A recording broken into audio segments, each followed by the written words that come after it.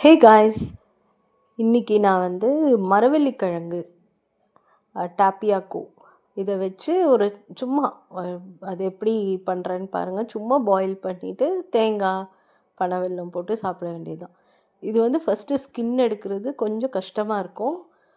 சில கிழங்கு அந்த மாதிரி இருக்கும், சிலதெல்லாம் ஈஸியாக வந்துடும். இது கொஞ்சம் பரவாயில்ல, ஈஸியாக வந்துருச்சு.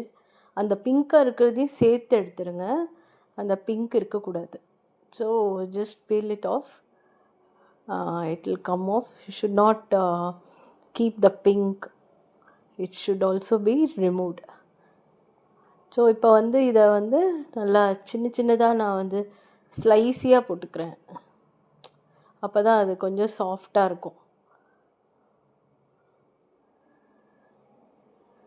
ஸோ நல்லா ஸ்லைஸ் மாதிரி கட் பண்ணிக்கிட்டால் நல்லாயிருக்கும். கொஞ்சம் சீக்கிரமாகவும் ஆகிடும். அதில் இருக்க அந்த பித்தம் இருக்குது சொல்லுவாங்க, அதனால் தண்ணியில் போட்டு கொதிக்க வைக்கலாம். ரொம்ப பித்தம் இருக்கிறவங்க அப்படி இல்லைன்னா ஸ்டீம் பண்ணிக்கலாம். So I am going to steam it. So தின்னாக கட் பண்ணிக்கிறேன் நான், ஒரு ஸ்லைஸ் மாதிரி. ரஃப் கட், அப்படியே கரெக்டாக இருக்கணும்னு அவசியம் இல்லை. இது டெம்பர் பண்ணி சாப்பிடுவாங்க சில பேர். டெம்பர் பண்ணி பொரியல் மாதிரி தாளித்து வெங்காயம்லாம் போட்டு they will temper, make it as a உருளைக்கிழங்கு பொடுமாஸ். பட் நாங்கள் அதை குக் பண்ணி அப்படியே சாப்பிட்டு பழகி போச்சு. So just I am going to steam it.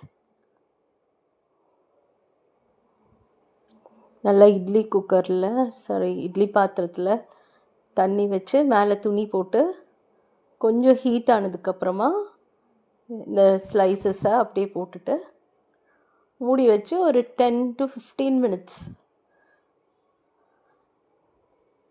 இதே நீங்கள் க்யூபாக கட் பண்ணிங்கன்னா பெட்டர் டு பாயில். இப்போ அந்த தண்ணியில் போட்டு நான் ஆக்சுவலாக ஒரு 15 minutes வச்சிட்டேன், so that it will become soft. கொஞ்சம் நல்லா 15 minutes வச்சதுக்கப்புறமா ஸ்டீம் பண்ணேன். ஒரு 15 minutes ஸ்டீம் பண்ணிவிட்டு அதுக்கப்புறமா தேங்காவை பை த டைம் நான் கொஞ்சம் சாப் பண்ணி வச்சுக்கிட்டேன். So it will be a nice snacks for evening or for dinner, மார்னிங்கோ, எப்படி வேணால் உங்கள் இஷ்டம். அது எப்போ எந்த டைமில் வேணால் சாப்பிட்லாம்.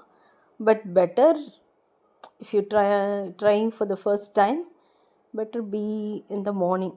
Let it be in the morning. Night வேண்டாம். ஸோ காத்தால் இது சாப்பிட்டிங்கன்னா ரொம்ப நல்லாயிருக்கும். Instead of any idli dosa அதுக்கு பதிலாக இது நல்லாயிருக்கும்.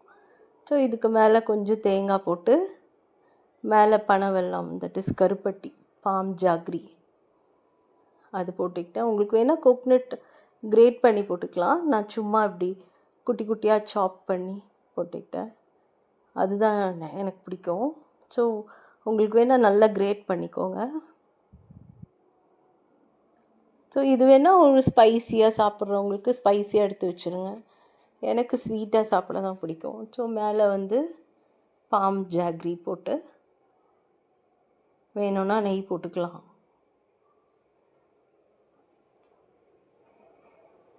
எப்படியே நல்லாயிருக்கும். So I am going to enjoy this tapioca, மரவள்ளிக்கிழங்கு, தேங்காய் அண்ட் பனவெல்லம். That's it.